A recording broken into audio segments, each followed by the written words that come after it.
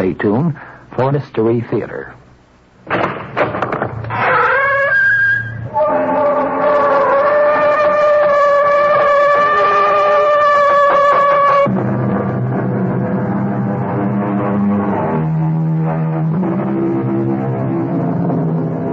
Come in. Welcome. I'm E.G. Marshall. It is said that fine feathers do not make fine birds. It is also claimed that you cannot judge a book by its cover. Unfortunately, both these trenchant observations have been consigned to the limbo of wise sayings that are constantly being disregarded. Birds, books, and even people are always being judged by their appearance. The sad truth is that the overwhelming majority of us will choose a beautiful fool over a homely philosopher. Well, that's life. And sometimes that's death. Our mystery drama, The Rape of the Maia, was written especially for the Mystery Theater by Sam Dann and stars Arnold Stang and Norman Rose. It is sponsored in part by Buick Motor Division. I'll be back shortly with Act One.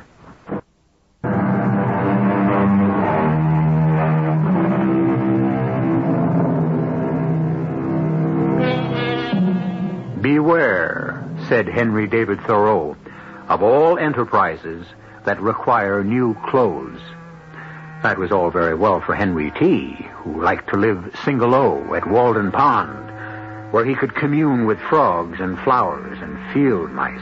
My Lord, if everybody had that attitude toward new clothes, what would happen to a certain little world that lies within the confines of Manhattan Island, a universe in microcosm, which is simply known as 7th Avenue? But enough philosophy. You tune us in for action. We'll give you action. A most beautiful young girl is walking down 7th Avenue near 37th Street. She is clad in a stunning, shimmering, flowing dress. It is a dress to inflame the imagination and arouse the passions. And here is a young man who has been obviously aroused and inflamed because, without warning, he grabs her. Let go of me! Who are you? What? That's mine. Now that is mine. Take your hands off me! That gown. Where did you get that gown? I'll scream! Take that dress off. It's mine. Help! No, don't scream. There's a maniac! Help me! Now just listen, you fool! You're choking me! Yes, I'm choking you. I have to make you stop screaming. Now look, you're an intelligent girl. Now you must promise to be good. No, don't open your mouth. Just listen. I'm gonna let go of you. See? Now, take off that dress.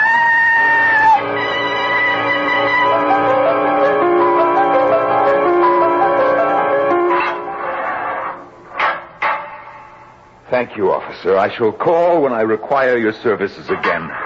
I'll kill him. I'll destroy him utterly. Vaughn, it's too early in the morning to talk about killing. He stole the Maia. He stole the Maia. All right, so he stole the Maia. Oh, sure, you can say, all right. Is the Maia your inspired vision? Was the Maia distilled from your blood? You fat Philistine. I'm trying to lose weight. I shall assassinate that depraved thief. You'll be out of here by lunchtime. I'll let out his heart's blood. Now, Vaughn, we have to get back to work. The show is in 13 days. I need another design. Morris. How can you speak of new designs? I lie here violated, ravaged, distraught. Give me something I can produce for $49.95. Leave me, Morris, with my greed. A simple little frock with a collar. Vaughn, what do you think about a collar? Oh, that viper. I allowed him to sit at my feet, basking in the rays of my creativity. I got it. Let's bring back the Peter Pan collar. And that infamous wretch plunges a poisoned dagger into my back. Vaughn, listen to me. The reason you're getting off easy, I saw that girl's father last night. I thought if I would explain to him about the Maia... The rape of the Maia. How you designed this gorgeous dress, and for only $39.95. Be my witness, Myers. The dagger he plunged into my back is the dagger I shall thrust into his heart. But I take a look at the father, a giant, a hard hat. When I say who I am, he says, "What do you want?" I'm telling you, if looks could kill, I'd be a corpse. To design the Maia. Maia?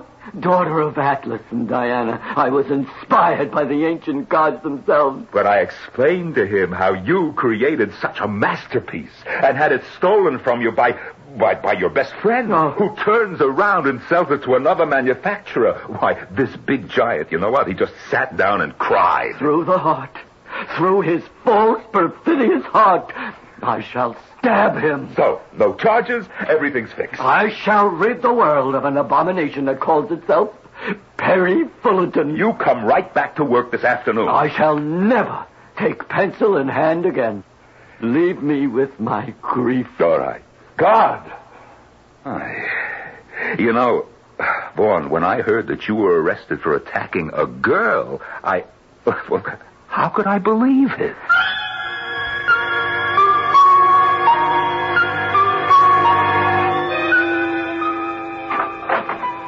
Perry. Sally Joe, I have to talk to you. Oh, well?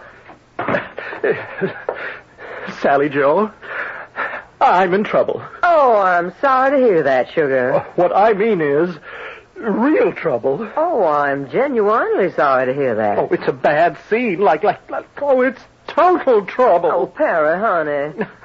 Have you seen Adrian? Adrian? Yes, if Adrian finds me, Perry, sugar, now why should you be scared? I need $500, like right now. But you got $500. You took that adorable little Maia dress over to the man at Personality Frocks, and he gave you $500 in nice new bills. He did. Well, then you have the $500. Well, Well, what? He don't have the 500. Adrian. Yeah, it's Adrian. Sally Joe, what is he doing here? What am I doing here? I pay the rent. That's what I'm doing here. Well, now, that's not really true. It ain't. Perry owes me 500. So he's paying your rent with my money. Adrian, let me explain. What's to explain? You just come up with 5 big bills which you owe me. Dig into them green pants of yours. They're aqua. And hand over the dough. Well, I have the money. I don't like where this is headed. But do you know the shoddy way they make things today? You ain't gonna like it either. Well, there's a hole in my pocket, you see? And the money just slipped out. I'll tell you where the dough slipped out. You stopped off on the way down here. You laid the whole 500 on some nag. That's not true. The race is over, but your nag is still running. Now, Adrian, don't press me. You see this little slip of paper? Read it. Nobody pushes me around. Everybody pushes you around, punk. Read what it says on the paper.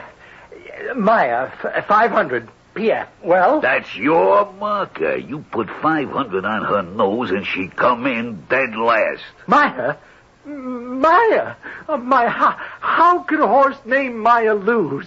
Vaughn and I designed a gown called Maia. Vaughn and you? Oh, now, sugar. Oh, you're always trying to put me down, Sally. Vaughn warned me about you. Shut up. She's on your side. She showed you how to raise 500 by stealing the dress design. But the natural-born sucker like you can't pass by a betting parlor or a bookie. You must have dropped the whole 500. I told you there was a hole in my pocket. The money burned the hole in it. You treat yourself pretty good on my dough, don't you? Punk. You must have paid $50-$60 for that red shirt. It's pink. Flamingo pink. You don't make a sucker out of me. Adrian, sugar, you're raising your voice. This punk, I'm gonna kill him. That won't get you your $500. It'll get me something else. Satisfaction. Adrian, you can't afford to kill a person just for satisfaction. Why not? Why can't a guy do something just because he wants to? I'm human. I got needs. Adrian. Hey, now, you've got to fold up that knife. Adrian. You don't want to kill me. But I do. I'll pay you. You ain't never gonna pay me. No, but I will. I swear I will. You had the money. I know. And on the way down here, well, I heard about a good thing in the 5th at Starlight Park at 8-1. Oh, his name was Clothes Horse. Can you imagine? Clothes Horse, and I'm a designer. You're an assistant designer. So, I thought, Well, I'd have enough to pay you back plus. Clothes horse. Oh, if you were me, wouldn't you bet your life on clothes horse? Do you know what you are? You are a hunch better. Oh, yes, indeed. I am a hunch better. You know what happens to hunch betters? They die broke, you understand? Oh, yes, indeed. I do. They die broke. So, as long as you're broke, why shouldn't you die now? No, I swear to you, Adrian, I'll get that money. I'll pay you back. Only please don't kill me. Oh, I don't know. How can a soft-hearted guy like me expect to get anywhere in this world? Oh, believe me, Adrian. Yeah, forget what you hear. Nice guys do finish first. So, I ain't gonna kill you. Oh, and you won't regret it. I'll pay you back every cent. But just to make sure you remember, I'm gonna carve a little mark. No, you keep away. On the right side of that chin of yours. Adrian, no, I won't. Don't try to fight him, Perry. Now, don't. Let go of my arm, punk. No, I won't let you kick me. I said let go. No, don't kill him. Hold still, you're getting off tape.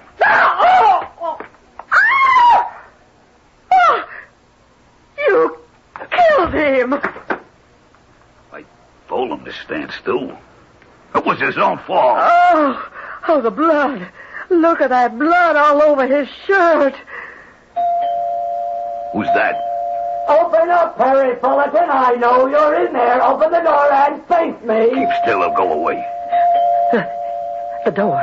What about the door? Perry Fullerton, you have reached the Maia. You shall reach the whirlwind. The door. It isn't locked. Oh, what'll we do if he turns the knob? In this package, I have a gift for you. Come, let me look at your face as I unwrap it. Perry Fullerton, you forgot to lock your door against fate. You're a dead man. I'm gonna... Why, he just fainted. You know this creep? Well, sure, of course. His name is Vaughn. Oh, not anymore, it ain't. It's just been changed. It has. To Patsy. Leave me make a few arrangements.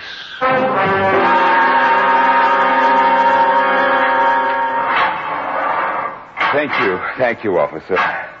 Tell me, isn't this where I came in? Vaughn, you know what they say. They say you killed him. Yes. The door was open. A neighbor passed by. They say you were lying there, unconscious, on the floor next to him. Yes. The knife with the switchblade, with blood on it, was in your hand. Yes. They say you had the motive. Yes. And so, when you add all this together, it proves you killed him. That's what they say. Yes, Morris, that's what they say. But, Vaughn, you know what I say.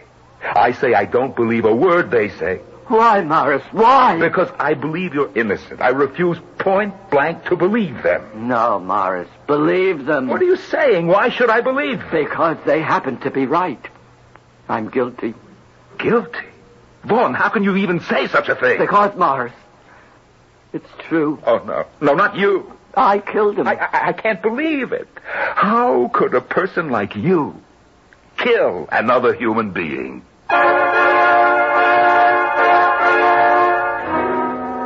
What a pointed and pertinent question. How could Vaughn have done it? Especially since we were present and know full well how matters went. The usual procedure is for the guilty to claim innocence. Here, on the other hand, is an innocent who claims guilt. Well, that's why we have a second act, so we can turn the screw even tighter.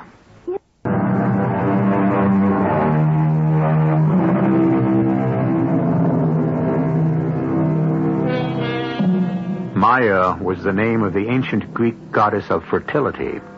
Maia is also the name of a sleek 3-year-old racehorse who is still considered a maiden, meaning she hasn't won yet. And finally, Maia is the name of a beautiful gown designed by Vaughan Lamere. Well, the goddess named Maia inspired the gown, but the racehorse named Maia inspired a losing bet, which produced a chain of circumstances, the latest link of which finds our poor Vaughan Lamere in prison, charged with murder. A nut you probably are, but a murderer? Definitely not. Oh, how little we know the inner heart of another human being. Don't start up with me, Vaughn. I know you. Oh, Morris, like Diogenes, you seek so desperately for the minuscule speck of what is good in man. Did you kill him? Did I kill him? Say yes or no. Yes.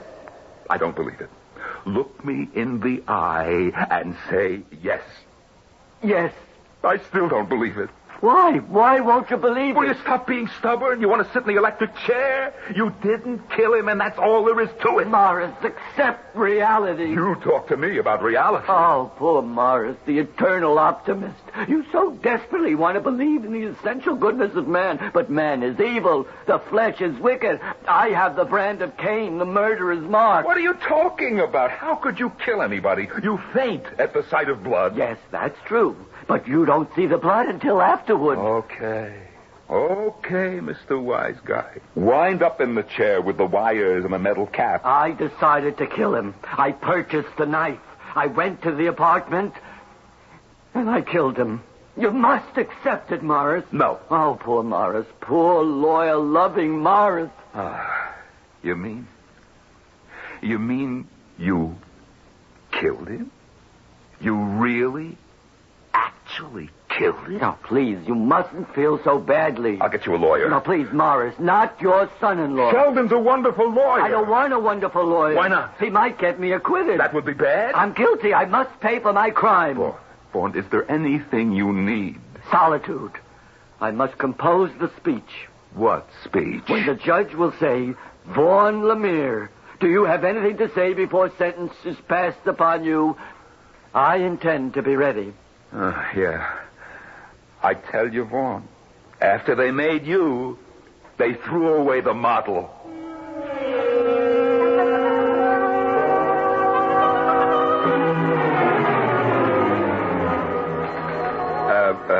Lieutenant Valentine. What can I do for you, Mr. Goodman, Morris Goodman of Goodman Originals. We're almost neighbors. I hate to bother you in the middle of a working day. Oh, that's perfectly all right, Mr. Goodman. We at your police department are public servants, constantly at your disposal. Yeah, it's about Vaughn Lemire. Oh, yes, Vaughn Lemire. Are you a blood relative? Well, I'm closer than that. He's my designer. Well, how may I help you? Well, I just can't believe he would commit a murder. Why can't you believe it? Well, because... because people we know do not commit murder, correct?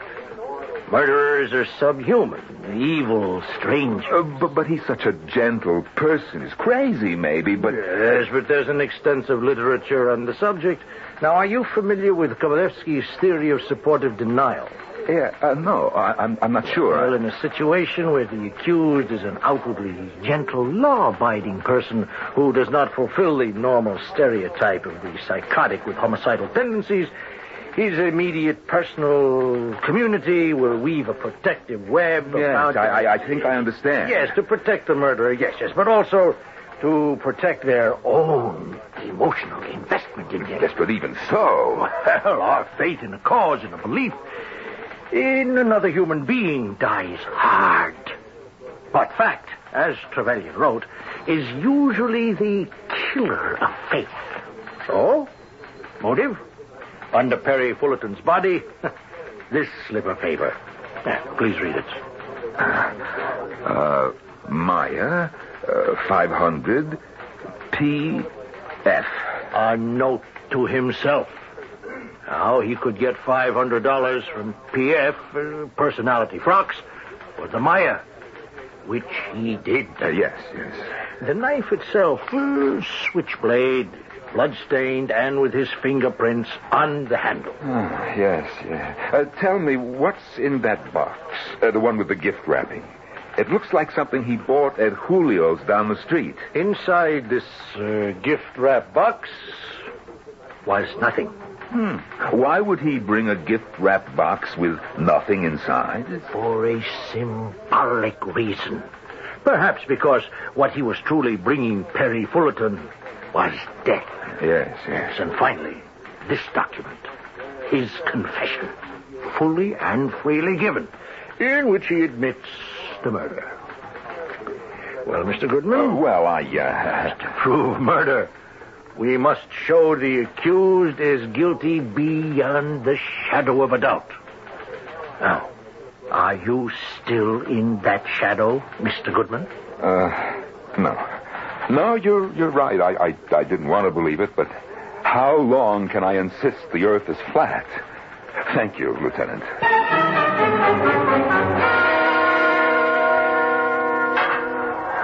Thank you, officer. Morris! I came over as fast as I could. Now, what is the matter, Vaughn? You're so excited. Morris, I'm being framed. For what? For murder. I didn't kill Perry Fullerton. Yes, you did. Who said so? Who? You. You convinced me that you killed him. The knife, the fingerprints. I thought I killed him. You thought? How could you think? Because I was making a natural assumption. Oh, is that so? I had every intention of killing him. Therefore, I went to Julio's. I purchased a knife. I went to the apartment. The next thing I knew, I was lying there beside his dead body on the floor, the knife in my hand. And so, wouldn't it be natural to assume that I had accomplished my mission and killed him? Yes, it would be natural. But this morning, as I awoke from troubled slumber, I realized that I did not kill him. How could you realize? That when I walked inside the door, he was already lying dead on the floor, and I fainted at the sight of the blood. No, Vaughn. You convinced me the other day. 2 people were standing there in that room. Oh, yes, I know. And they had just gotten off from a flying saucer. Now, please, Vaughn. I didn't kill him. Sally Joe. You know Sally Joe. She used to be our model. I fired her because she became obese. Or maybe she put on a little weight, but obese. She was standing there with Adrian. Vaughn, who could believe such a story? A person who calls himself my friend could believe it. Oh, I can't keep up with you. One day you're guilty, the next day you're innocent. All right. Let me prove it to you that I am innocent. I went to Julio's to purchase the knife. It was a Damascene blade. Oh, please. This was to be the most artistic and exquisite killing in the entire history of personal assassination. Well, even when you talk about a knife, it makes me... I would confront him and I would say, I have a gift. I shall unwrap it. I shall present it. Point first. And I would. But I fainted. You yourself, you know I faint at the sight of blood. Sheldon says it won't be too bad. You can plead temporary insanity. But you see, I couldn't have killed him unless and until I could make him change his shirt. Now, what is this? Morris, his shirt was flamingo pink. His blood was bright red. Well, truthfully, the sight of that atrocious clash in colors is what made me pass out. But as you said yourself, the blood you don't see till afterwards. No, Morris, not I. Had he been alive when I entered the flat, had I held the knife to his breast, I would have seen the red blood before it gushed forth to stain the pink shirt. I, a designer, see things before they exist. Well, then, Vaughn, how... Morris! Have you ever known me to mix pink and red? Have you? Oh, I'm ill. I just can't think of it. Vaughn, will you please shut up? A person can't hear himself think. Morris, have I ever lied to you? Oh, constantly. And I don't mind. It's part of your genius. I wanted to kill him. I bought the knife, but I never even unwrapped the package. He was dead when I got there. I'm innocent, Morris. Vaughn. Believe me, Morris. You must believe me.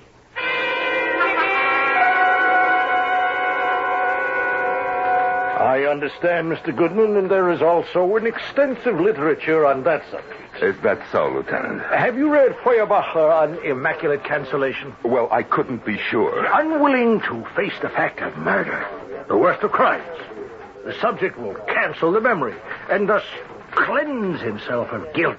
What you're saying is he's telling a lie. Because he cannot face the enormity of the deed. One thing he said made sense. He couldn't stab a man who was wearing a bright pink shirt. The colors would clash. You're saying he wouldn't violate his artistic principles? Yes, that's what I'm saying. Why not?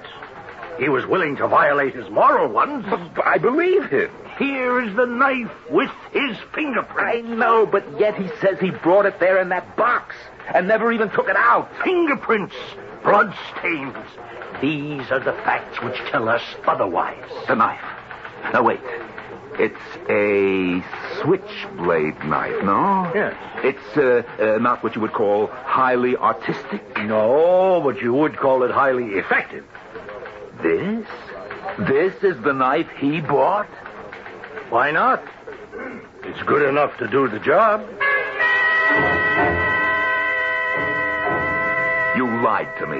I swear to you, Morris, I told you the truth. What is this nonsense about an artistic knife with a whatever you call it, blade? It's true. I saw the knife. It had your fingerprints on Somebody it. placed them there while I was unconscious. It was a common, ordinary, everyday switchblade knife that any common, ordinary, everyday hoodlum would use. Impossible. Here, I'll show you. I have the sales slip from Julio.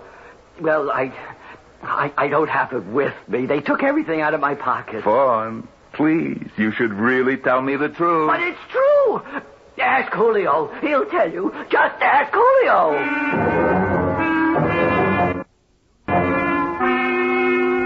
You know, Vaughn, he walks up the aisle, down the aisle, pounds his fist on the counter.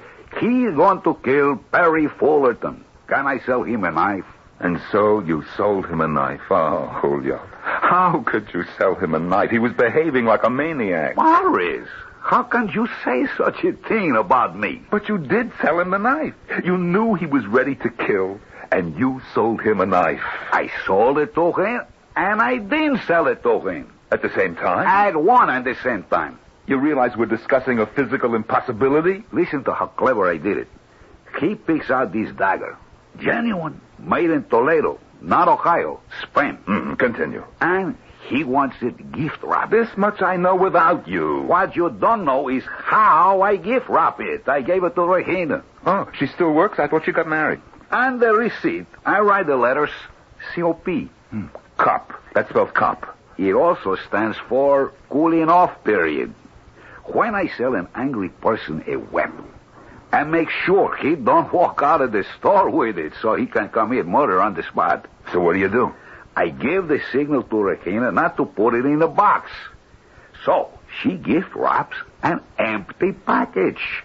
A day or two later, the customer comes back, but he ain't angry enough to kill anybody anymore.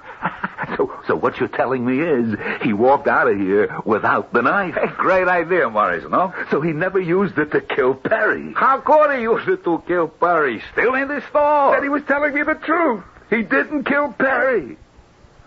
But how is such a thing possible?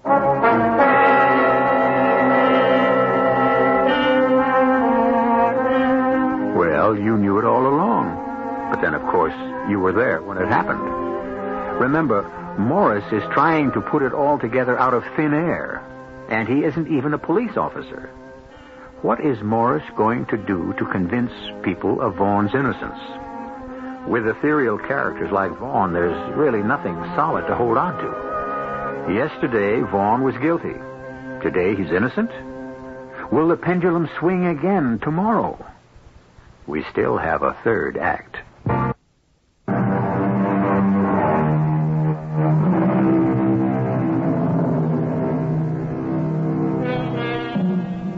Perry Fullerton cheated two people. He stole a design from Vaughn Lemaire, and he welched on a bet he owed to bookmaker Adrian Smollett. Both Vaughn and Adrian were furious enough to kill him, and while Adrian committed the murder, poor Vaughn is getting the blame, thus proving the old proverb, the early bird gets the credit. But, Lieutenant, he didn't even have a knife. I'm afraid he did, Mr. Goodman. It's here on the table. That isn't the knife he bought from Julio. Julio didn't put the knife in the package. Precisely, Mr. Goodman. And when Vaughn discovered the package was empty, he picked up another knife, this knife, the bloodstained knife with his fingerprints on it. But he swears that he saw Sally Joe Crabtree and Mr. Adrian Smollett. They were in the room. And Perry was already dead on the floor when he arrived. There is an extensive literature on the subject, Mr. Goodman. I should have known. Have you heard Tillinghast on compulsive psychotic association? No. Well, I suppose you could say it means misery loves company.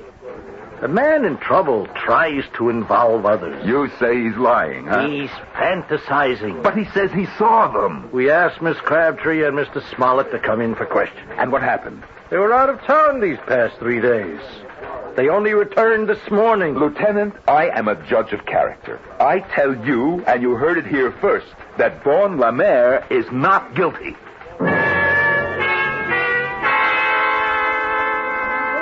Morris. Hello, Julio. Morris, when a man eats lunch, he should have a smile on his face. With this weight on my heart, how can I have a smile on my face? Vaughn? Julio, he was like a son to me. He was a good designer. I say that much for him. What do you mean was? You talk like he's dead. They're going to put him away, Morris. He's open and close. While there is life, there's hope. But is that enough? Hey, listen. Do you want to bet on a horse? Did I ever bet on a horse in my life? You things, Morris. That's the secret of keeping young. This is a horse you, in particular, should bet on. Be good enough to explain why I should violate the principles of a lifetime. Because of the horse's name. Yes? This horse is called Maia. M-A-I-A. Hey, that was the name of Vaughn's design. There's a horse called Maia also. I never heard of him. I think he's a horse. You mean lady horses also run? Along with the men? That's why I understand. Huh, only in America? No, Puerto Rico too. A horse called Maia. I can't get over it. Rakina, she read the papers a lot. I always said she was an intelligent girl. She read the one ads to find a job for her husband. The actor. The one ads are near the racing pages. And there, she sees a horse named Maia. He's going to race at Southern Gardens. I never heard of it. Me neither. He's somewhere in Louisiana. Maia is also a racehorse. Aha. Aha, what? Well, right now it's only aha. Maybe later, it'll be something else.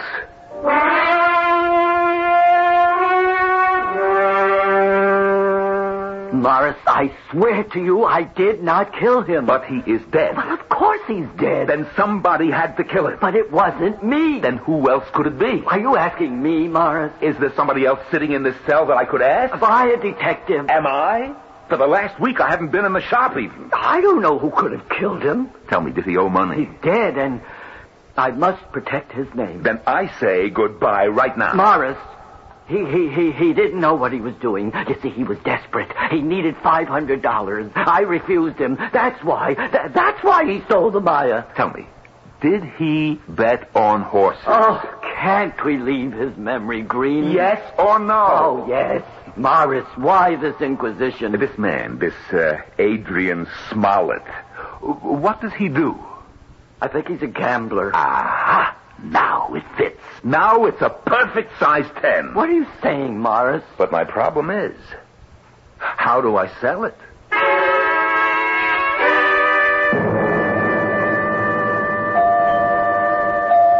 Be right with you, sugar. Oh, it's Morris. May I come in? Well, certainly, Morris. Well, it's a very nice-looking place. Well, thank you, Morris. I haven't had a chance yet to say how sorry I am about Perry. After all, you and Perry... Thank you again, Morris. You're so sweet. I wonder, could you do me a small favor? Well, I'd be delighted, Morris. Well, you see, this is something new to me. Well, you sound like a man who's going to attempt something naughty. Oh, well, Sally Joe, for me it would be naughty. I think I want to bet on a horse. Morris. Well, shouldn't a man have some fun from life? Well, absolutely. I was reading in the papers, and I saw the name of a horse. It runs somewhere, I don't know, way down in the south. Oh, honey, they're the best. A horse named, I can't get over it. Could you believe the name of this horse? Well, sugar, I'd have to know it first, wouldn't I? Maia. Maia. But that's... That's what? Oh, nothing. It's just a coincidence. Isn't it?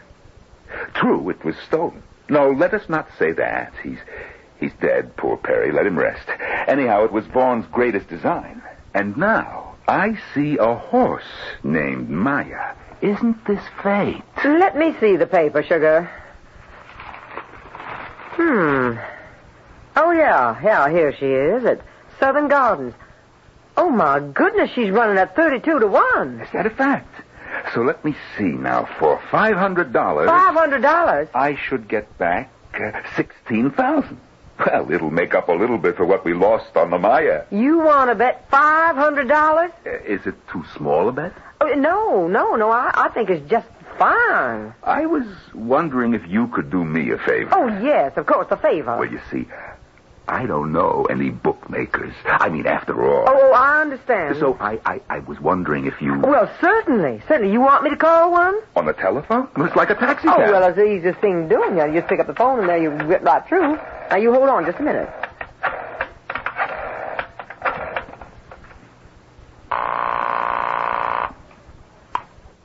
Yeah, Sally Joe. A gentleman's here. Wants to place a little bet. a chump. 18 carat. Good for the dough.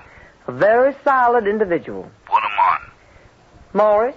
Oh, yes, thank you. Hello? With whom am I speaking? That don't matter.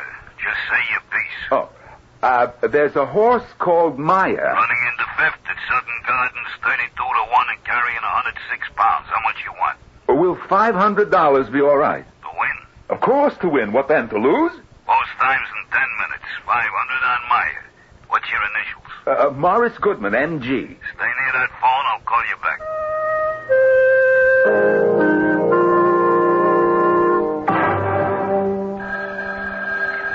It's for you, sugar. Answer it. Hello, Morris Goodman speaking. She run out of the money. Well, what does that mean? It means you lose. Oh. It also means you gotta pay me 5 big bills. Yeah, I understand. You got it on you? Would I bet if I didn't? You are a man in a million. Stay there. I'll be right over.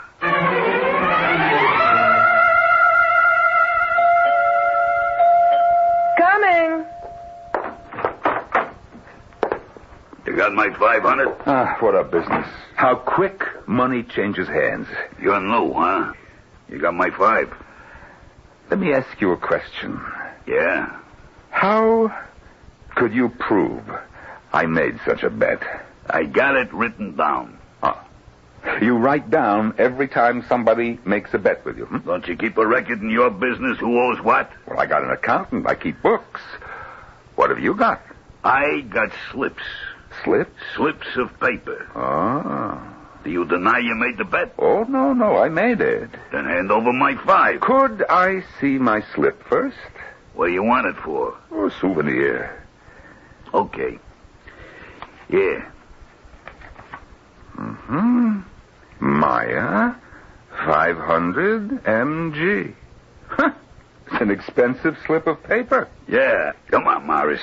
Hand over my dough. You are under arrest, Adrian. What? Sugar. What kind of joke? It's no joke. I'm serious. You chump. Did you ring in a cop on me? Sugar, it's Morris Goodman. I am making what is known as a citizen's arrest.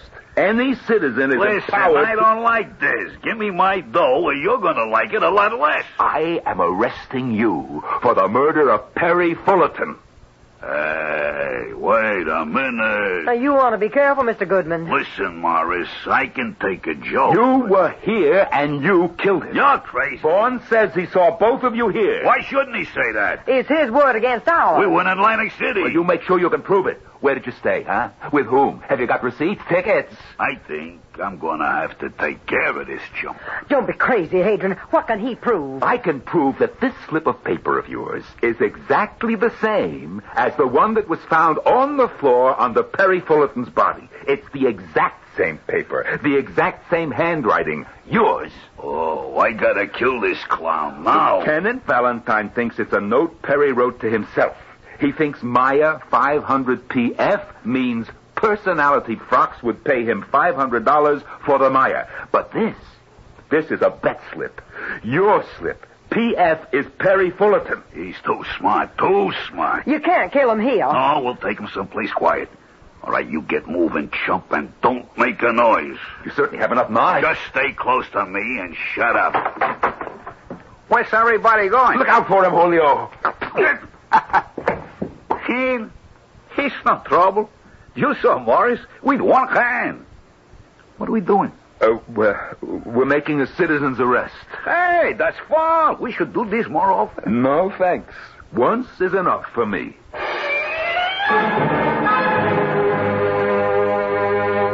Lieutenant, how fast can I get Vaughn out? He has to get back to work. Oh, the papers won't take more than half an hour. Our fall showing is less than a week away. Tell me, Mr. Goodman, how were you able to perceive the salient facts? How could you, in the face of all this apparent evidence, believe that Vaughn was innocent? Well, Lieutenant, how could he mix red with pink? There must have been something else. Well, Lieutenant, there's an extensive literature written on the subject. Have you ever heard the poem that says, "Let me clasp his hand and call him friend, and I'll stand by his side till the bitter end"? Who wrote that? Who do you think? Morris Goodman.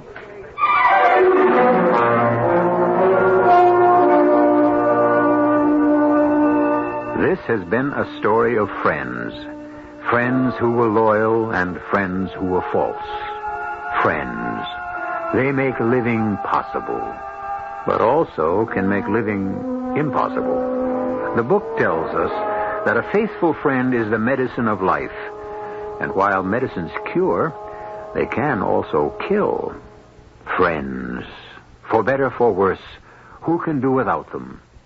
Since we cannot do without you, I shall be back in just a few moments.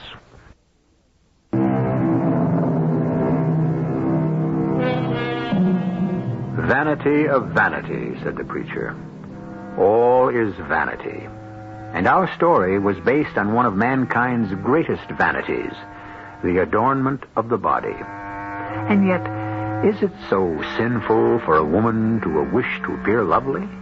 After all, isn't a well-dressed woman sweeter to look upon? Besides, it gives gainful employment to so many people. And it has given us a subject for a tale of murder. Our cast included Arnold Stang, Norman Rose, Jackson Beck, Earl Hammond, and Joan Shay. The entire production was under the direction of Hyman Brown. This is E.G. Marshall inviting you to return to our Mystery Theater for another adventure in the macabre. Until next time, pleasant dreams.